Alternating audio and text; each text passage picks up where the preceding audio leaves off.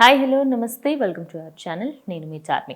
మరి సినీ రంగానికి సంబంధించి గత కొన్ని రోజులుగా మెగా ఫ్యామిలీ వర్సెస్ అల్లు నడుస్తుంది. అయితే దీనికి సంబంధించి రీసెంట్గా కూడా అటు ఎర్రచందనం పైన పవన్ కళ్యాణ్ మాట్లాడితే దానికి కౌంటర్ అనే విధంగా అటు ఎర్రచందనం దాంట్లో కూడా పవన్ కళ్యాణ్ ఏ పాయింట్లో కూడా అల్లు అర్జున్ పేరు ఎత్తలేదు.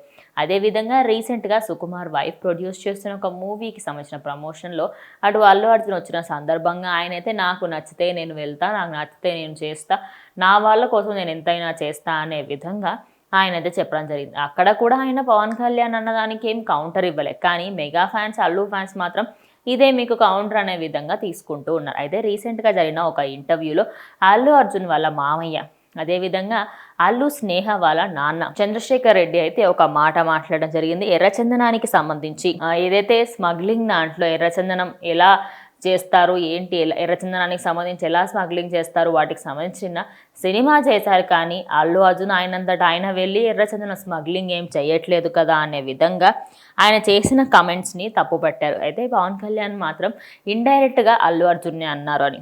అయితే అల్లు అర్జున్ కేవలం నటుడిగా స్మగ్లింగ్ నటించారని, నిజంగా ఆయన వెళ్ళి చేయట్లేదు అని.